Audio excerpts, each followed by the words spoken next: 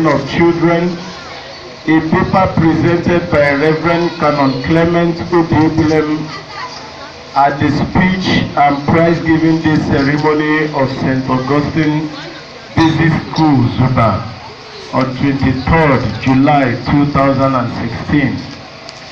My father and Lord Bishop, the Right Reverend Moses Bukwe Tapuai, my Archdeacon and Vicar, the Venerable Julius Olawuni, the Diocesan School Administrator, the Venerable Kenneth Ikide of the school, members of St. Augustine's Church here present, friends, parents and families of our pupils here present, and our beautiful pupils whom we are celebrating today.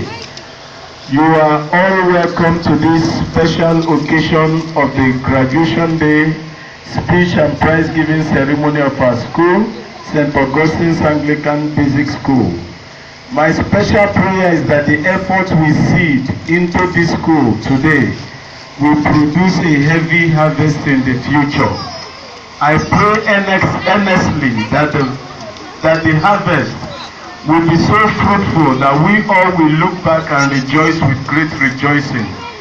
I look forward with anticipation that this occasion will grant us all a privilege to pledge our commitment to this commission of building a fascinating mosaic of academic institutions that will compete and equal a world standard primary education center.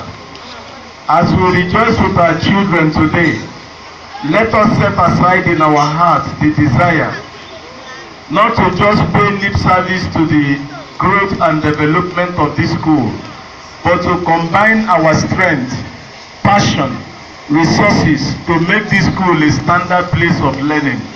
This is a wake-up call to the school owners, St. Augustine's Anglican Church, the administrators, the managers, and the staff.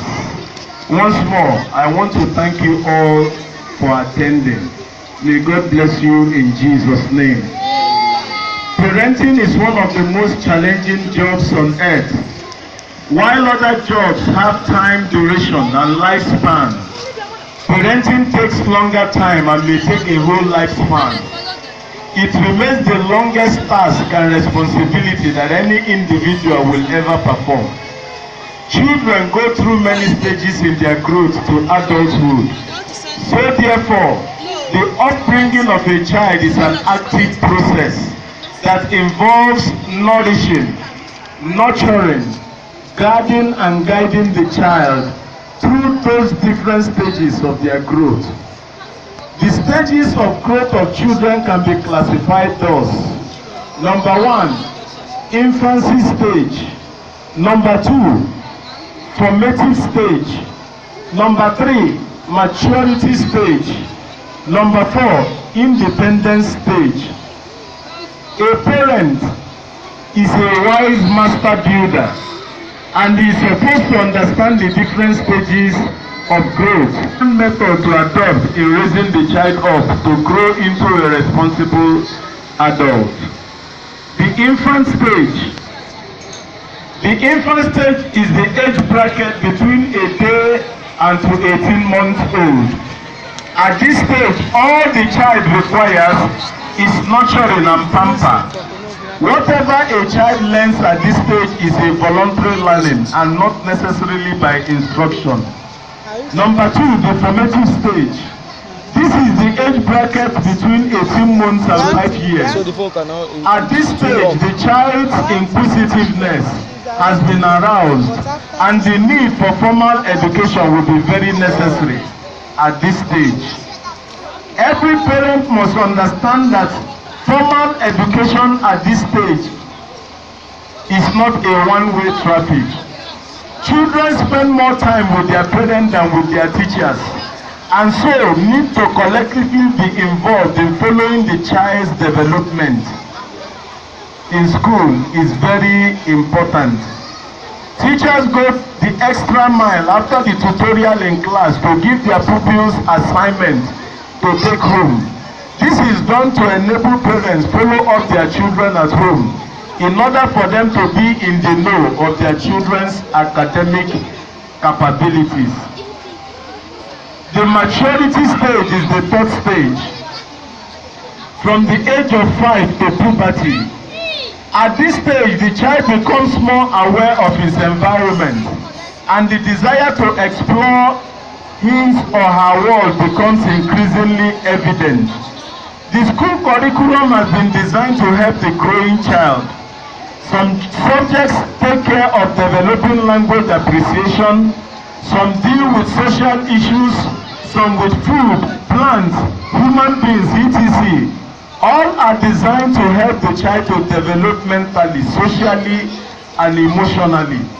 There are issue-based subjects we try to hide from the children at this stage, especially the one that borders on the children's sexuality. The world we live today is sex-crazed. Parents, with the help of teachers, must endeavor to equip the growing child at this stage the needed knowledge about their sexual heritage. The last is the independent stage. The whole training and upbringing of our children all tend to the season of their independence. Whether we like it or not, the child must become independent someday. A time comes when they will desire and demand their own privacy. This is the season of their adulthood. They are now ready to face the world on their own and practice everything their parents have taught them. In conclusion, I would like to reiterate the comment of an educationist. Any community, and that involves family, that want to last beyond a single generation must concern itself with education. Education has to do with the maintenance of communities through generations. The maintenance must assure enough continuity of vision, value, and perceptions that the community sustains its self-identity. At the same time, such maintenance must assure enough freedom and novelty so that the community can survive in and be pertinent to new circumstances.